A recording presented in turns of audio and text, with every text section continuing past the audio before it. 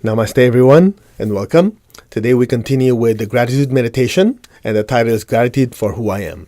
So let's ask for blessing. To the Divine Supreme God, Divine Father, Divine Mother, to all the spiritual elders, to all the holy masters, saints, archangels, holy angels, and spiritual helpers, personally to my teacher, Master Chok Sui Mahaguji Mailing, we humbly invoke for divine light, love, guidance, help, healing, and divine protection. We thank you for divine wisdom and realization. In full faith, so be it. All right. So today we continue on the gratitude meditation to be grateful for who we are and what we've accomplished, and also be grateful for what lessons we have learned. So let's start out with understanding what is the I am.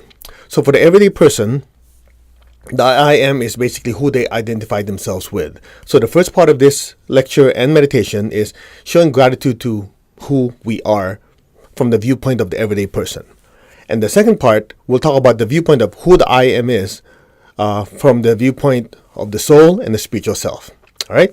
So the first part is, a lot of times people don't understand that if we don't have self-honesty, there's a tendency for a person to project something that compensates for that low self-esteem that we have inside. In other words, if a person does not really understand, for example, in my case, if I don't know what my strengths and my weaknesses are, I will notice that when I'm with people, if certain people say something that kind of affects my ego, then there's a tendency to kind of overcompensate for it. You know what I mean? That's why you notice there's some people, you're talking to them halfway, say, there's this, there's that. You're not even done talking. They keep saying, I know. You notice that? And the first question that goes to my mind is, if you know everything, why bother talking to me? There's some people, you're not even talking, they keep talking over, I know. Then if you realize, these people a lot of times have certain insecurities, so they have to keep compensating. Don't tell me, I know. So one of the things Master Cho always said is something like this. He said, if a person does not have self-honesty, they don't admit that they have certain faults and weaknesses that they have to correct, there's a tendency to overcompensate it by what you call negative pride. So this negative pride is a form of self-delusion where we put up a shell to always think that, we are better than who we really are inside, to cover up that insecurity. Okay? And it's something like, if you have a building, the way he explained this, if you have a building, like you have concrete or cement that has not yet hardened, right? A building. So what they do is they put scaffolding. The scaffolding is to hold on to it until the material has hardened, so you can take it off. So a lot of times people have certain self-insecurities, so they need some scaffolding. Scaffolding is something to kind of prop you up to say, hey, I'm actually better than who I am. That's why you notice when you work with people in a group, you always have people who says, I want to be in charge. You notice that? In charge. They always have to, I'm in charge. They want to take over. They want to control, because part of me says, if I'm not in control, if I don't show everybody everything I know, then people might think, they might notice that I have certain weaknesses. You notice that? So part of the appreciation of and the gratitude of who I am is to first have an inventory. Number one, what are our strengths? There must be something you're good at, right? There must be something we're good at. Otherwise, you would not be where you are today. So, number one, you enumerate, what are my strengths? Am I a good father? Am I a good mother? Am I a good writer? Am I good at painting? Am I good at this? You have an inventory. What are the good qualities we have? That's part one. So, as you enumerate the good qualities, you meditate on them and go, good job, right? Hey, good, you've accomplished. Not over the top, like say, you're really good, you're the best in the universe. Well, of course, that's a little nuts already. But you just say, hey, good, At that time, there's this situation where it needed courage. You're the one who stood up and you did what needs to be done. Hey, good job. That's all. You don't say, you did a good job, you're the best in the universe. You can jump into I don't know, a volcano and you'll be fine. That's a little wacko already. But you get the point. A certain level of realization, like, hey, good job, right? That's on the positive side. On the negative side, you say, I really realize that there are certain things I still have not worked on. I have certain insecurities. I have certain negative qualities. I have a tendency to be lazy. I have a tendency to be honest with people. I'm always trying to, embellish the truth so that It makes it looks like I'm always better than who I am. Just basically think about it. What are really the things I need to improve? And then we'll go through the process of, going through like 4 or 5 of those and how to correct it so we can reprogram. It's like deleting the old program within ourselves and then installing the new one. So as we do this over and over again, as the Lord Buddha said, everything stems from the mind. And the way Grandmaster Cho explained it, he said, the thoughts are the seeds. So if we change the thoughts about ourselves, what we harvest, the fruits that come out, which are the words and the actions, will also change. So if you don't change the seeds, you cannot change the fruits. You get my point? So we'll go through that in detail. Now, before we even go any further, why don't you close your eyes? Could you look back in your life? Let's look back in our lives. What are some of the accomplishments that we have? It could be anything from, being number 1 in your sports team. You came in first in your track and field. You were a swimmer. Anything. Or it could be in school. Everybody failed the test. You're the only one who passed. Could you go back? Think of one accomplishment that you have. Anything. Visualize it as clearly as you can.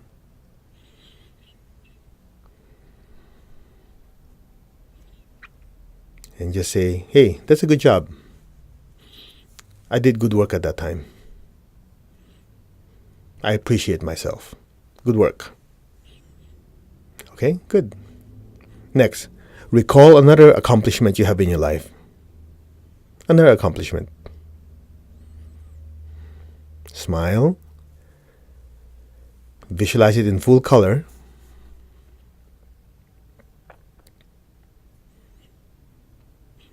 And just praise yourself. Hey, good job. You did good work. Similar situation comes up, you can do it again. You have it within you. Be grateful. I'm very grateful. I'm appreciative of myself to be able to do what I did at that time. Okay? One more. Another accomplishment.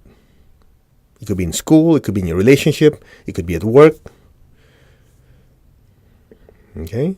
It could be you healed someone and they were so happy and so grateful to you. Also be grateful that you're able to do that. Smile. Say, so be it. Similar situation comes up, I'll do it that way or even better. So be it. One more. Another accomplishment. Come on, some of you going, I can think of any. Of course you can. Come on, one more. Now imagine in full color, 3-dimension. Okay, praise yourself. Say, hey, good work. You did a good job. I appreciate you. I appreciate myself. That was a good job. So be it. All right. Yes? All right. That's on the positive side. Let's go towards the not so negative side and convert it. So this conversion from negative to positive, a proper term is called transmutation. See, transforming is changing, right? Transforming. But somebody can be transformed from good to bad or bad to good. Normally, when you say transmuting, you're taking something that of a lower vibration to a higher vibration. So, right now, as we think of some of the weaknesses or some of the mistakes we've made, we try to transmute it so that this image of ourselves we can correct into something positive. And from there, we just focus on that. So that at some point, you do it this enough times, it's just like the program just runs by itself. Okay? We'll try. Okay, close your eyes. Think of a mistake that we have made before. Okay? Now, raise your right hand. Imagine you have violet light in your hand. Just beautiful violet light. Now just disintegrate it. Just erase it. Just imagine you erasing it or using the violet light to break it up and dissolving it. So this is taught in pranic psychotherapy and also in Arhatic yoga. So some of you who've taken it, I hope you remember. Of course, there's more detailed technique, but for now, most of you should be able to do this even if you have not taken any of the classes. So visualize your violet light coming out of your hand, super bright violet light. Go, just say erase, erase, just disintegrate this negative pattern. Disintegrate that negative event, that negative tendency. Just say erase and disintegrate. So be it. Okay? That's good enough. Put your hand down. Now visualize yourself doing the right thing. If we were very hurtful with our words at that time, we have a tendency to have a hot temper. You erase that event, visualize yourself doing the right thing. In other words, if you were to look back, what should have been the proper response? You should have practiced what? Kind words, kind actions, right? So let's imagine ourselves doing the right thing. Say, so be it. And just say, if a similar situation comes up, I will do this. So be it. So be it. So it is. Okay, that's one. Let's keep going. Think of another mistake or another negative event, something that we have direct control over. Okay, it could be there was a job, or there was an opportunity to do something, and we were, too lazy to get to do anything. We just say, whatever, so the opportunity passed by, so we missed it because of our own fault. And we, of course, we don't want to feel bad, so we start blaming other people, right? You notice we do that a lot of times? You notice I say we, I didn't say just you, right? Okay, so visualize that. If it's something similar, I'm just giving you ideas. So imagine that negative event. Raise your right hand in again. Visualize a violet light. Wrap around your hand like a super bright violet light. Now erase. Just break it up. Just use your hand like erasing it, dissolving it completely. Use the violet light to break it up. Disintegrate, disintegrate, disintegrate this completely out of my consciousness. So be it. Okay? Now keep your eyes closed. Visualize yourself doing the right thing. What should have been the right thing to do? If you're using that example, instead of being lazy, you got up, you did what you need to do, you gave it your best, and it turned out great. Okay, come on, this is self-reprogramming. Good. Just say, if a similar situation comes up, I will do this. I will do the right thing. So be it. Okay, do it with full conviction. All right, let's keep going. Think of another mistake. Another negative event that we have direct control over. You know why we say we have control over? Because good and not so good things happen, right? Some you have control, some not direct control. So if it's something without your control, what's the point of talking about it? You reading so far? So something that we have directly contributed that did not turn out right. So visualize it in front of you. Okay, raise your right hand, visualize your violet light. Let's go. Erase and disintegrate completely. Break it up, dissolve this negative thought. Just imagine that event, that movie is now completely dissolved into nothing. So be it. Now imagine yourself doing what's right. Smile. Be happy about it.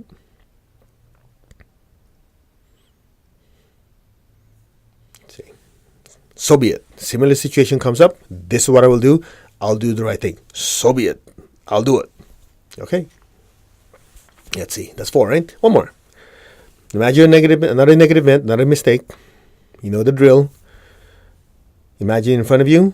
Let's see that violet light. Let's go. Erase, erase, erase. Completely erase and completely disintegrate. Just imagine just dissolving.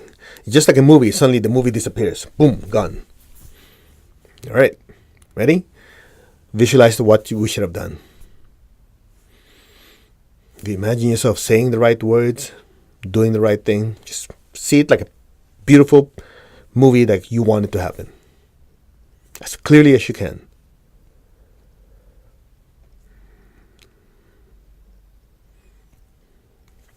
So be it. Okay, good. How do you feel?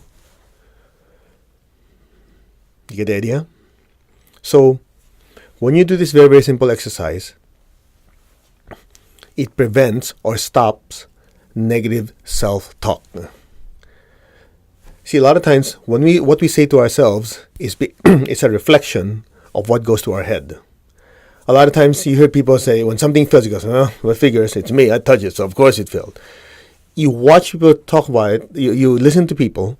It might sound like a joke, but it's a reflection of what's in their consciousness. What you say repeatedly have a tendency to happen, But it all started in our thoughts. If you don't correct the thoughts, you keep saying it, and bad things start to happen, and we blame other people. Do you get my point? I hope you don't mind being that direct, but I've gone through it. It's just the teacher had to use a sledgehammer in my head. Well, not physically, but to let me realize, hey, watch your words. But before you do that, do your meditation to correct your thoughts. So this negative self-talk is basically based on negative self-thinking. So every time you have a negative thought in your mind about yourself, just use this technique. We teach this in the different classes. Use violet light, just break it up, disintegrate. But don't stop there.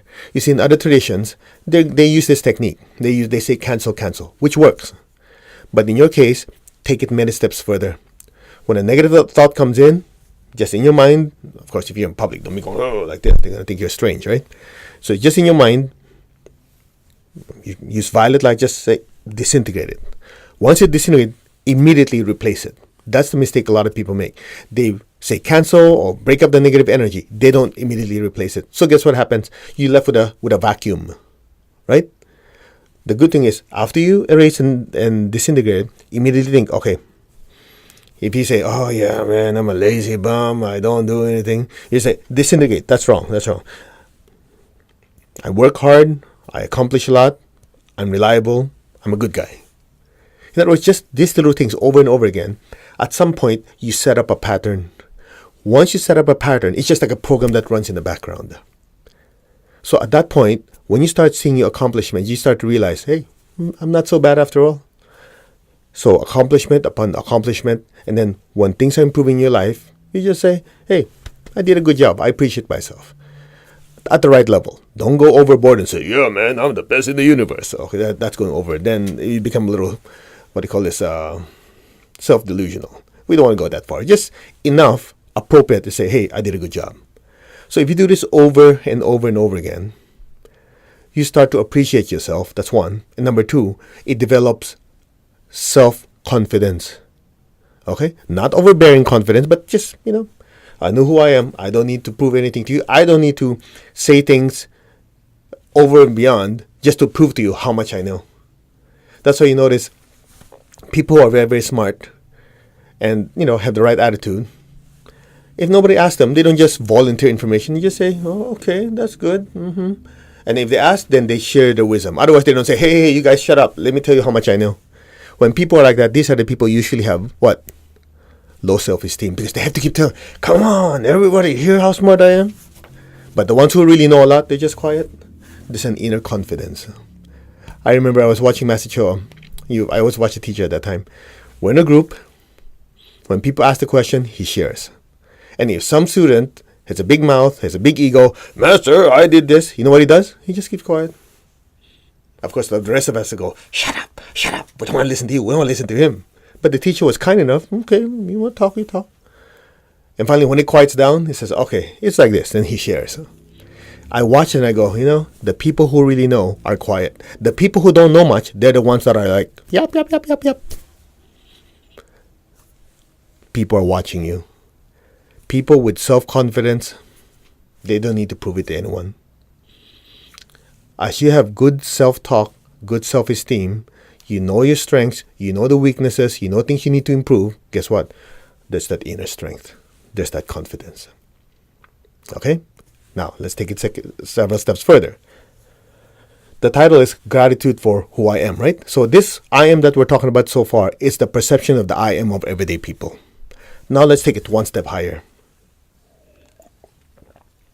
Now, this other I am we're talking about is the soul, the spiritual self. So in order for the soul, the spiritual self to learn, the soul enters a physical body, right, to move with. You call the soul Atma in Sanskrit. You call soul in Spanish Alma. In the, Italian, it's called anima, or where the word animate or animal comes from. So the soul enters the body and animates the body. Are you with me so far? So when you say, I'm moving my arm, what's being moved? The arm. Who's the mover? I am. When you say, I'm feeling happiness, I'm feeling anger, who is the feeler? I am. You mean so far? So the I am, the spiritual self, uses this mechanism called the emotional body or the astral body to create feelings. So the feeler and what's being felt are different. It's just like the computer produces data. The computer and the data are not the same, right? And then the operator uses the computer to generate data. So the I am, the spiritual self or the soul, uses this emotional body like a computer to generate feelings. Okay? Next. So you have the thoughts. Our thoughts are basically generated by a machine. I just use that word to make it easier. Like a machine called the mental body. So the spiritual self or the soul uses the mind to create thoughts. So the mover, the feeler, and the thinker is the I am. I am moving my arm. I am feeling happiness, joy, or anger. I am thinking of an apple. So the first thing we need to do in appreciation of who this I am is to appreciate who this real I am is, to first understand who you are not. The I am is not the body. So therefore, you control the body. In other words, a lot of people fast, right? Most people fast due to what? Due to, what's the word I'm looking for? Hygiene. They want to clean their system out. That's good. In your case, as you do more spiritual work, you will realize I'm fasting not only to purify my system, but the high reason is to tell the body who's boss.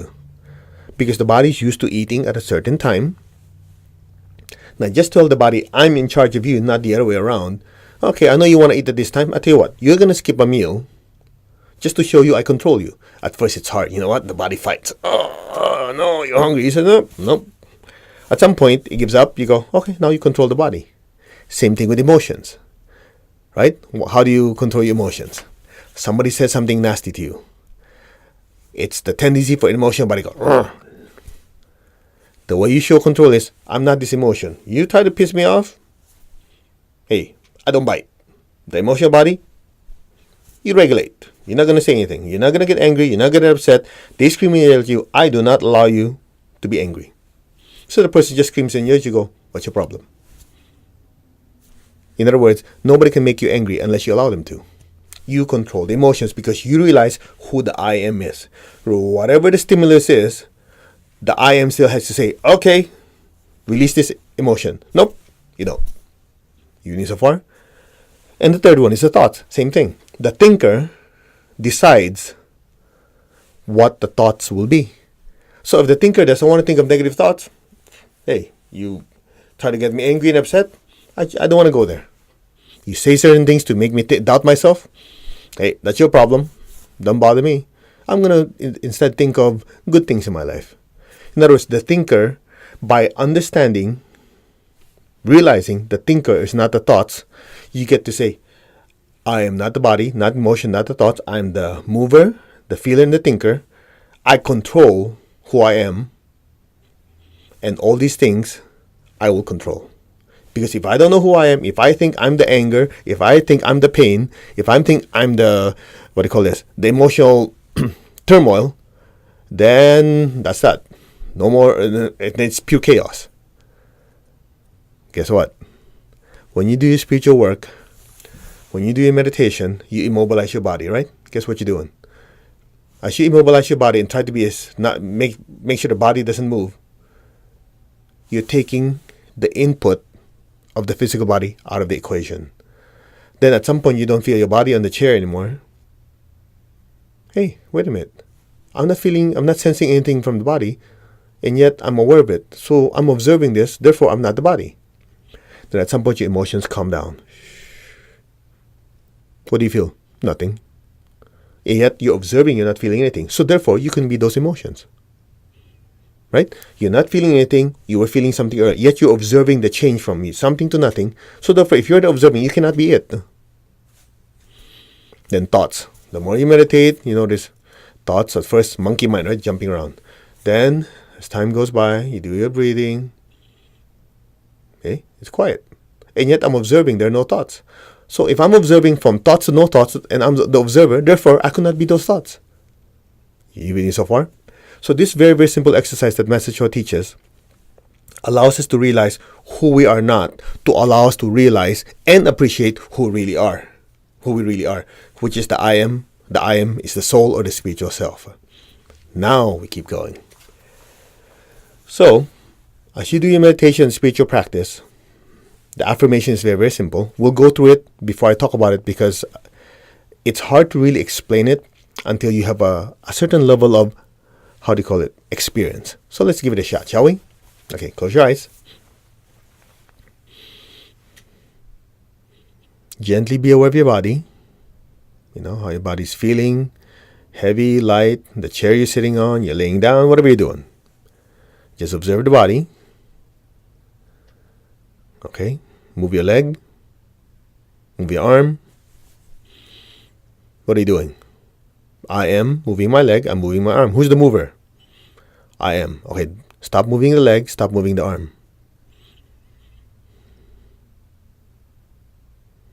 So the fact that you can move it, you're not the leg, you're not the arm. So repeat after me, I'm not the body. I am the mover that moved the leg and the arm. I'm the mover, not the body. I am that, the mover. I am the soul, the spiritual self. Now just be still.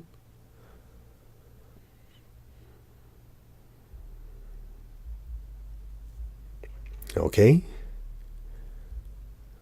Feel any emotion you like, good or bad. In fact, let's pick a negative one so the lesson's deeper. Think of, just feel anger for anyone you like. Now observe it.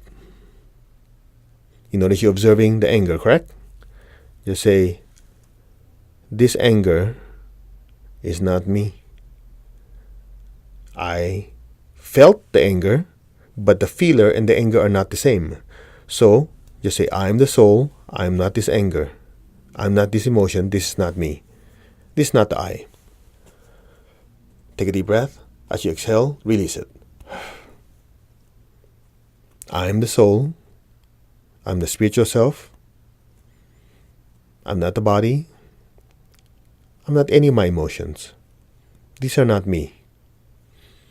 I am that I am, the soul, the spiritual self. Just be still.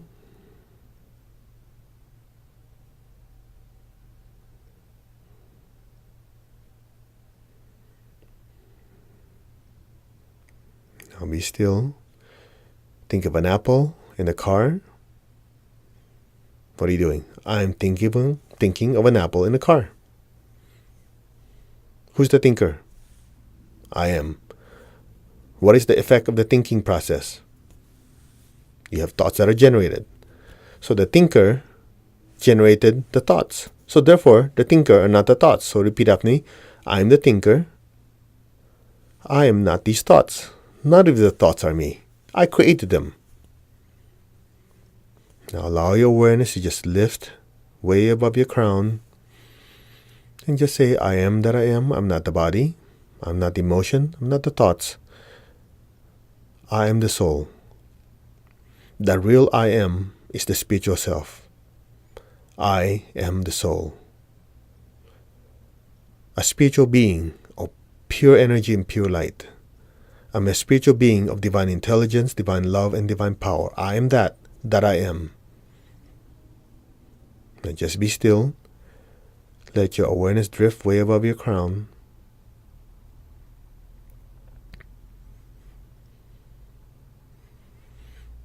I'm connected and one to my higher spiritual self.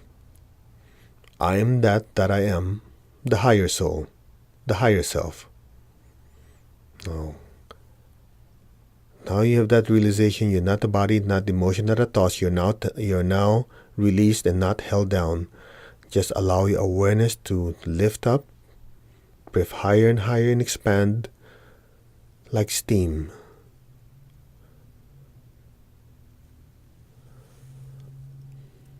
I'm connected in one to the divine spirit, the divine spark in me. I'm a child of God, I'm one with God, I'm one with all. There is only oneness. It's just like an ice cube turning into liquid, from water turning to water vapor, and the water vapor just simply dissolving into the atmosphere. we, that little droplet of water vapor, is now one with the ocean. Like a water vapor dissolving into the ocean of the atmosphere. That atmosphere is God. We're one with God, we're one with all. There's only oneness.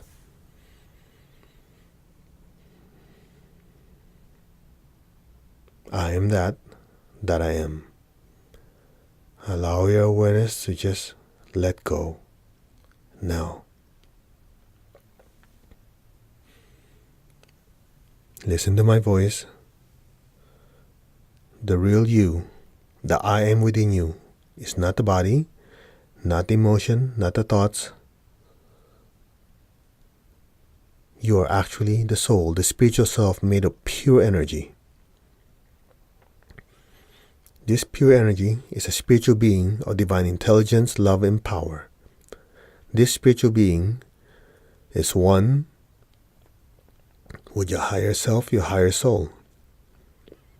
This spiritual being is one with the divine spirit in you, and this spiritual being is completely one with God and one with all. There's never been a separation.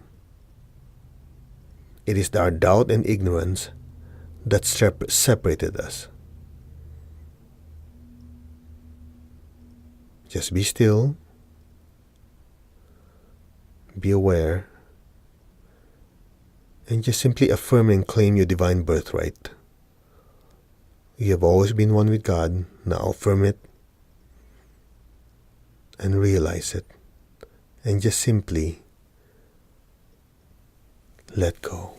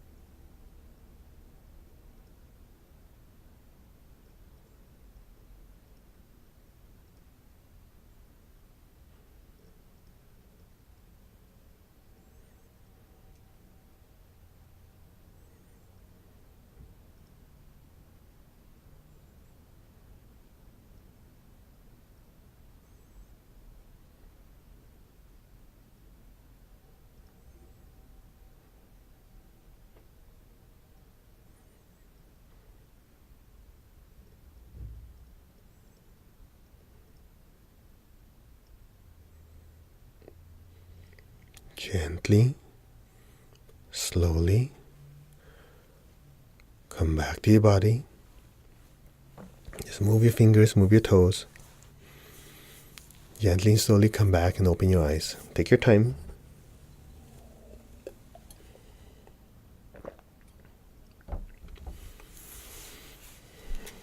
How do you feel? You good? All right. So, just to kind of summarize. You back? Okay. The first part we talked about appreciation for the I am. Your everyday self, everyday people going through life. Yes? Remember your accomplishments. Be grateful for them. Remember our faults and our weaknesses and correct them. And visualize yourself doing the right thing. Transmute it. Yes? All right. So we'll have self-honesty of what our strengths and weaknesses are. Yes? Okay. Now, the second part. The deeper gratitude is to have this deep appreciation of who the I am is, that this I am is actually part of God. One with God and one with all. Never been a separation. It's just lack of ignorance. No, not lack of realization or having ignorance. That's why we are isolating ourselves from that reality that we are actually one with God. So when you realize that you are actually a child of God, you are one with God, then there's no room for low self-esteem. Because the essence of God, just like you have the power, the love, and the intelligence of God, translates downwards towards us. We have the ability to act. That ability to act is a representation of God's power. Because when you move your body, you use will, right? You don't say, okay, my brain is now moving my hand at some rate. You just say, you move your arm, you move your body. So that ability to move and have the body function in the physical world is will or power. Now, you talk about God is very loving, right? God is all loving. We have the ability to love. So that love aspect of God is within us. Now, there's intelligence, super intelligence of God, that translates downwards. We have a part of it. We have the ability to think. So we are literally made in the image of God. So if we have that deep realization that I am is made in the image of God, then we have to be grateful for that realization that we are actually part of God. You get the point? Now, let me finish it with this. Not too long ago, I heard someone say, and some of you believe this, and I'm not going to try to change your mind on it, but I just want to have you look at the higher perspective. A lot of people say, in order for you to love others, you have to first love yourself. How many heard that before? Okay, let's just say it's true to a certain level. But you will notice, the more you do your meditation and your spiritual practice, the more connection, the stronger the connection that you have, you realize you cannot truly love yourself until you love others first. In other words, as you do a lot of your spiritual practice and meditation, right? You start noticing you cannot really have this joy within you. You cannot really appreciate of who you are until you've been able to help someone. You notice that? That's the higher perspective. You do not want to get stuck with the me, I. Because when that happens, at some point, if always interested in ourselves, it becomes self-delusion. It becomes I, me. Then people start looking at, yeah, this guy has a big head. Everything's I, everything's me. Then you notice the more you do your spiritual practice, as the spiritual card becomes bigger, you start to realize, when you say namaste to one, namaste means what? The divine essence in me salutes the divine essence in you. That means whatever is in me is in you. Whatever essence of God is in you is within me. As I appreciate you, I'm appreciating myself because we are one.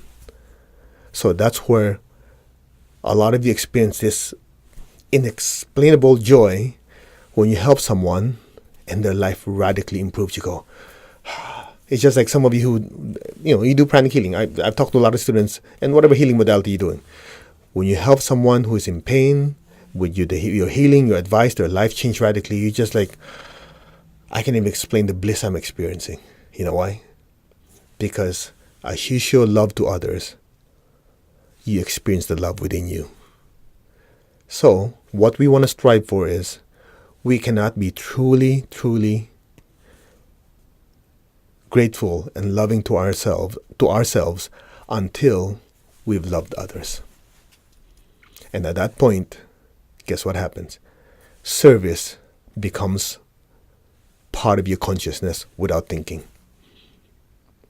In other words, if you can't help anyone, you feel lonely, you feel empty, because you realize without others, the I doesn't mean anything. Just think about it. Okay? Anyway, that's that.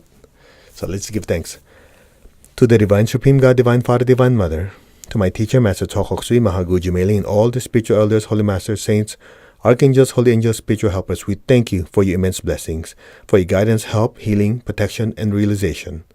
In full faith, so be it. In full faith, so be it. Thank you. All right. We're very grateful for you for watching. I hope that you learned something out of this 31-day gratitude meditation. Sorry, still spacing out after that meditation. Make sure you keep doing it 7 days. And the purpose of that is to become more receptive to the divine blessings of God as we show more gratitude in every part of our lives. So, Atma means the soul. Atma, to all your Atmas, Namaste. You all take care. Please leave us some comments, and thank you. May God richly bless you for your generosity in your donations to help keep this ministry free for everyone. Namaste. You take care. Bye.